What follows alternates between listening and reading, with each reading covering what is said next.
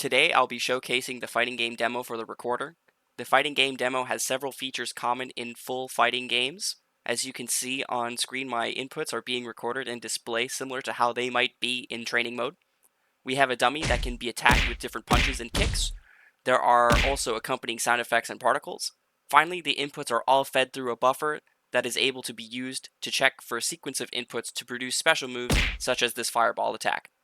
The demo features two different integrations with the recording tool that you can switch between by loading a scene dedicated to each method. There is also a blank scene that you can use to follow along later in the video when I show you how you might go about setting up scenes of your own game using the fighting game demo as an example. Let's check out the first recording method scene. This scene has been set up in a manner similar to some of the other demos packaged with the recorder. Game objects we would like to record, such as the player and dummy, have recordable components added. The main logic of the game is configured to be disabled during the replaying process using the settings of the recordable components. Now let's check out the second recording method.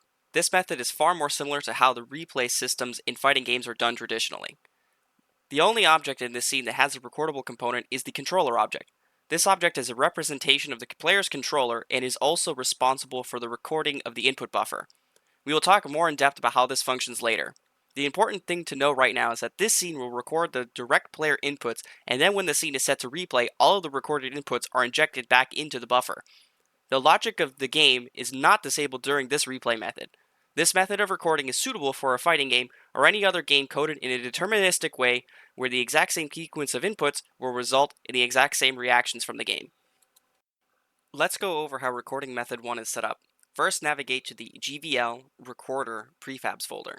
Next, let's add the Recordable Manager prefab. Let's also add the Playback UI prefab.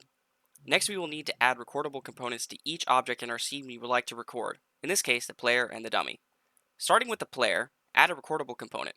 Here you want to record the transform of the object and its current animation, as well as any sound effects that player might be playing.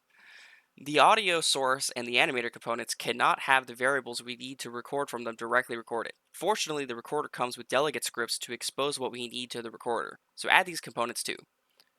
Now let's configure the player's recordable component. Add some fields for the components we want to record. Drag in the transform component. Now let's add some fields for the transform variables we want to record. I'm adding the position, rotation, and local scale. Next, add the audio delegate script and the animation state scripts. For both of these, simply add the state variable to the recorder.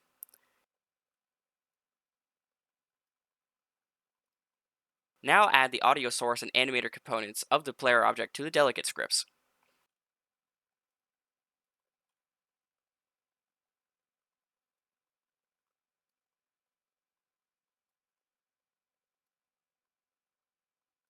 Lastly, under Prepare for Record and Prepare for Replay, add a field, then add the player controller script. Make sure the bool.enabled variable is enabled during recording but disabled for replay mode. The setup for the dummy is similar, except there is no audio source to record, so add a recordable component and the animator delegate. Then set up the object in the same way, adding the animator to the delegate, adding the recording object components to the recordable component, and adding the variables we want to record.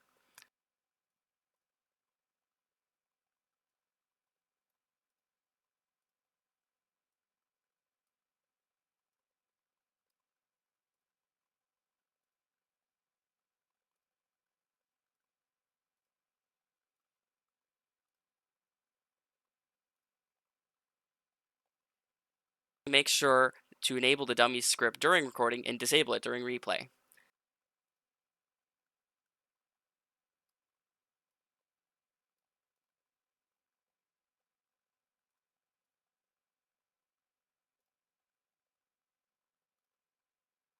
Lastly, go to the recorder object and define a save path for a recording file. Recording files are a text document.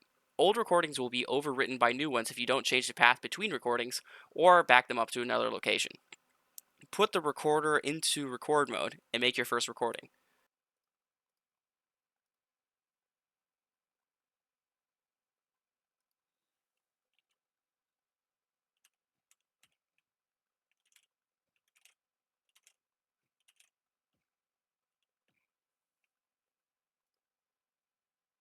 Viewing the replay is as simple as switching the recorder to replay mode.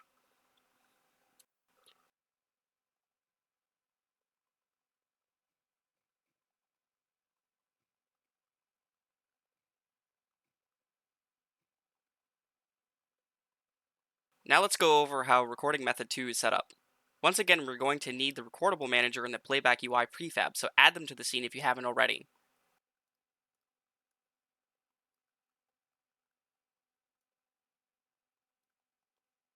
Next, I'll be setting a different save location for input buffer recordings.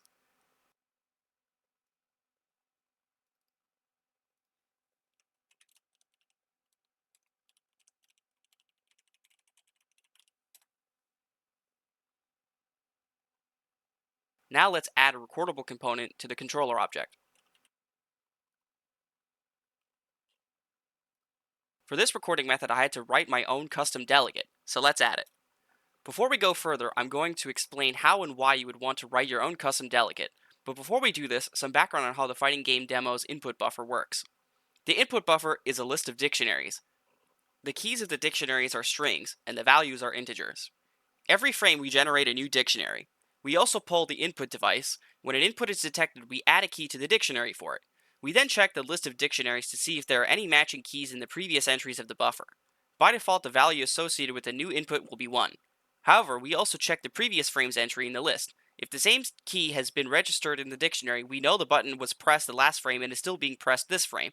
So instead, the value will be whatever the number is plus 1, unless we've reached a maximum value. When the number is at the maximum, we know the button has been held down for a while.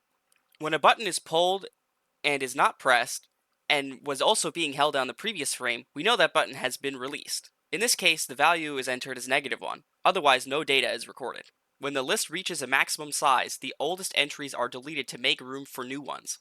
It should also be noted that inputting nothing will result in an entirely blank dictionary being added to that frame. Now that we have this buffer of inputs over the course of many frames, in the past the game utilizes this information to search back through the buffer to see if a special move sequence was performed. If you are interested in how this is done in more detail, refer to the inputs demo scene and a thoroughly commented fighting game input example script. Now knowing how the buffer works, it should hopefully be clear what we want the recorder to do. Each frame we need to be able to store the current state of the entire buffer. When we want to replay each frame, the recorder must rewrite that data back to the buffer in precisely the same way, resulting in the exact frame-perfect recording of player inputs. Let's look at the code. As you can see here at the top, we are including the 2catscode.datamanager pure library, which is a dependency for the recorder. Next, we define a public string property with a defined getter and setter. Using the 2catscode one-line string conversion functions, we will turn all the dictionaries in the list into strings, and then we in turn use this new list of strings and turn that into a string itself. These strings are encoded in a way that the recorder writes to and is able to read back from the recording file and convert back into the correct file types as we do in the setter. The setter does the same process in reverse, taking the string and converting it into a list of strings, then taking each string in that list and turning them back into dictionaries. We then take this saved data and write it directly to the controller's input buffer. With that all out of the way, let's continue with the scene setup. Add to the components list and then add the list delegate. Select input buffer for the variable.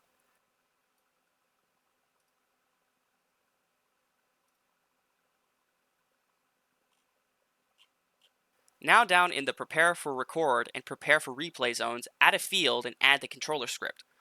Run the enable player inputs function on record and disable player inputs function on replay. These functions will auto-toggle the public record player inputs bool.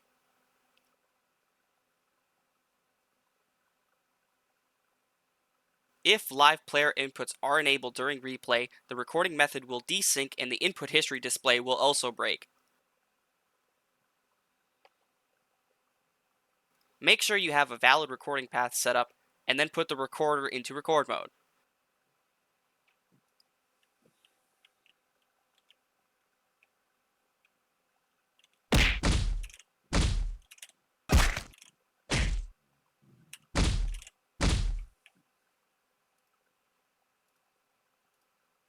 Now let's show a replay. Notice how the history display is being shown in this recording method. This is because the input buffer is receiving data.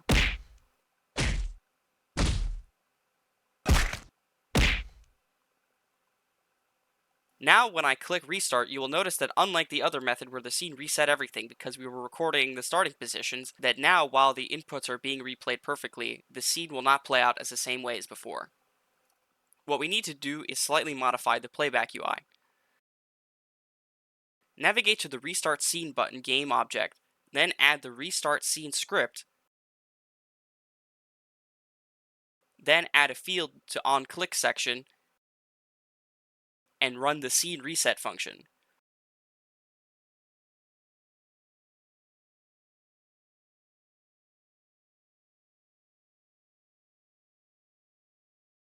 Now when we click the button, the entire scene will reset and result in the same motion from our gameplay.